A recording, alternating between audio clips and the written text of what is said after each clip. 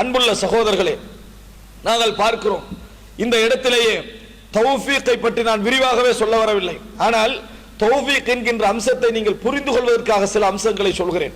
அன்புள்ள சகோதரர்களே, தௌஃபீக்கால் கிடைக்கக்கூடிய பலன்களை நினைத்து பாருங்கள்.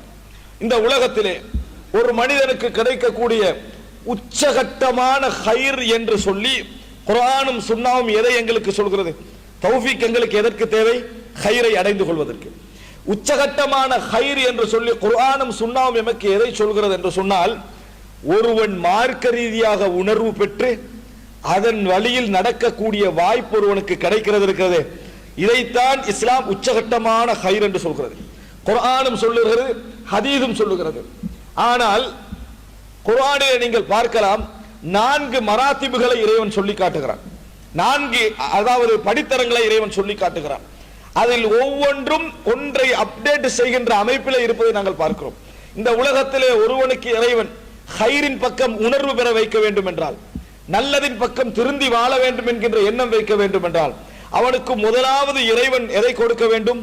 இஸ்திமா, கேட்கக்கூடிய சந்தர்ப்பத்தை இறைவன் கொடுக்க வேண்டும். கேட்கக்கூடிய சந்தர்ப்பத்தை இறைவன் கொடுக்க வேண்டும். நரகவாதிகள் சொல்லக்கூடிய வார்த்தை என்ன? லவ் குன்னா நஸ்மாவ் அவ் நஅகில் மா குன்னா ஃபி அஸ்ஹாபிஸ் ஸஈர்.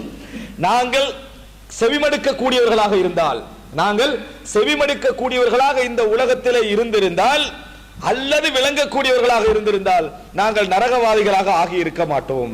அப்ப முதலாவது ஒன்றை புரிந்து கொள்ள வேண்டும். யாருக்கு அல்லாஹ் தஆலா செவிமடுக்க கூடிய ஆற்றலை கொடுக்கிறானோ அவருக்கு அல்லாஹ் தஆலா உணர்வு பெறுவதற்குரிய முதல் தரத்தை கொடுத்திருக்கிறான். எப்படி? செவிமடுக்க கூடிய ஆற்றல். அல்லாஹ் தஆலா குர்ஆனிலே சொல்கிறார், வலவ் அலிமல்லாஹு ஃபீஹிம் கைரன் லஅஸ்மஅஹும். அவர்களிலே ஒரு ஹைரை அல்லாஹ் தெரிந்திருந்தால், அல்லாஹ்வுக்கு அவர்களில் ஹைர் இருக்கிறது என்கின்ற அறிவு இருந்தால், அப்படின்னு அர்த்தம் என்ன? அவர்கள்ட்ட ஹைர் இல்லை என்று சொன்னால் அது இறைவனுக்கு, அதாவது ஒருவரிலே ஹைர் இருக்கின்ற விஷயம் இறைவன் அறிந்திருந்தால் என்று அல்லாஹ் தஆலா சொல்லி காட்டுகிறான். அப்ப எப்படி புரிந்து கொள்ள வேண்டும்? ஹைர் இல்லை, அல்லாஹ் தஆலா சொல்லுவார் ஹைர் இல்லை. ஹைர் இருக்கிறது என்று தெரிந்திருந்தால் லஅஸ்மஅஹும், இறைவன் செவிமடுக்க வைத்திருப்பான், அவர்களை கேட்க வைத்திருப்பான். பாருங்கள் அல்லாஹ்வுடைய வசனத்தை, வலவ் அலிமல்லாஹு ஃபீஹிம் கைரன் லஅஸ்மஅஹும். அவர்களுக்கு அல்லாஹ் தஆலா கேட்கிற சந்தர்ப்பத்தை கொடுத்திருப்பான். திருந்தாத மக்களை பார்த்து அல்லாஹ் தஆலா சொல்லுகிறான், முதலாவது எதை கொடுத்திருப்பான்? கேட்கக்கூடிய சந்தர்ப்பம், இஸ்திமா.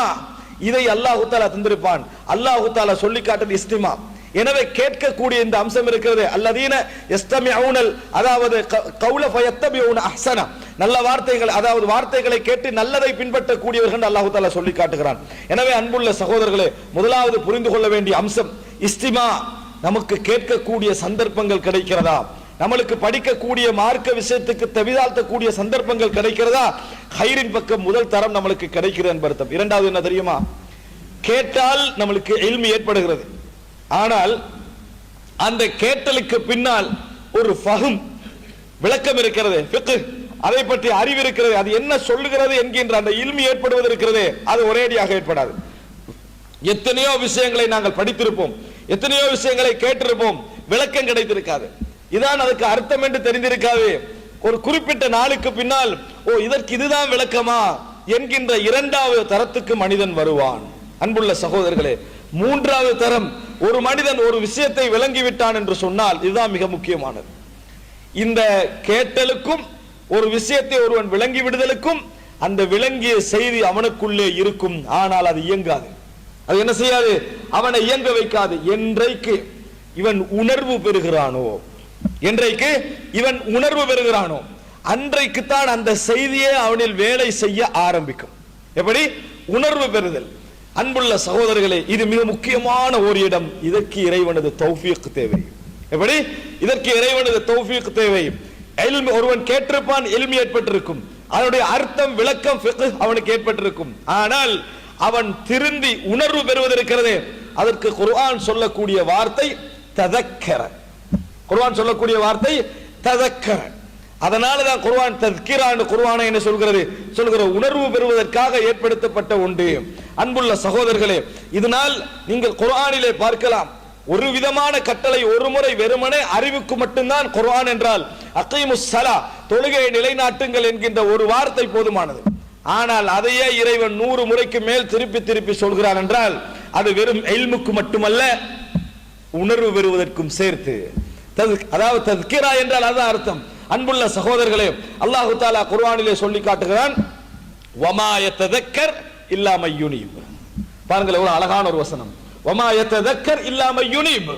யார் இறைவனின் பக்கம் மீள்கிறாரோ அவர்தான் உணர்வு பெறுவார். அவர்தான் உணர்வு பெறுவார். எண்ணங்கள் சிறந்ததாக இருக்க வேண்டும், இறைவன் பக்கம் சாயக்கூடிய மனோநிலை இருக்க வேண்டும், அவர்தான் உணர்வு பெறுவார் என்று அல்லாஹு தஆலா சொல்லி காட்டுகிறான். அன்புள்ள சகோதரர், ஃபதக்கிர் ஃபஇன்ன ذிக்ரா தன்ஃபஉல் முஃமினீன். ஞாபகப்படுத்துங்கள், ஈமான் உள்ளவர்களுக்கு இந்த ஞாபகப்படுத்துதல் பலனளிக்கும் என்று அல்லாஹு தஆலா சொல்லி காட்டுகிறான். அல்லாஹ் ரப்பல் ஆலமீன் மறுமையில் உணர்வு பெறுவர்களை பற்றி குர்ஆனிலே சொல்லி காட்டுகிறான். அறிவு இருந்து ஃபிக்ஹ் இருந்து மறுமையில் உணர்வு பெறுகின்றவர்கள் அல்லாஹு தஆலா சொல்கிறான், அவலம் நுஅம்மிர், அது அவலம் உங்களிலே அவலம் நுஅம்மிர் ஃபீஹி மா யததக்கரு மை யததக்கர் மன் ததக்கர். உங்களுக்கு இந்த உலகத்திலே அல்லாஹ் ரப்புல் ஆலமீன் காலத்தை தரவில்லையா? உணர்வு பெற நினைக்கக்கூடியவருக்கு கிடைக்கக்கூடிய அளவில் உங்களுக்கு அல்லாஹு தஆலா காலத்தை தரவில்லையா? ஏன் மறுமையில் வந்துதான் நீங்க உணர்வு பெற வேண்டுமா? உலகத்திலே நான் அவகாசம் தரவில்லையா என்று இறைவன் கேட்கக்கூடிய வார்த்தையை நாம் என்ன செய்கிறோம்? குர்ஆனிலே பார்க்கிறோம். அன்புள்ள சகோதரர், யௌம யததக்கருல் இன்சானு மா சஆ, நான் சம்பாதித்தவைகள் என்ன, செய்தவைகள் என்ன என்பதை பற்றிய உணர்வை மறுமையில் பெறுவான். ஞாபகப்படுத்துவான் அல்ல, உணர்வை அவன் பெறுவான். நான் என்ன செய்து கொண்டிருந்தேன் என்கின்ற உணர்வை மறுமையிலே பெறுவான்.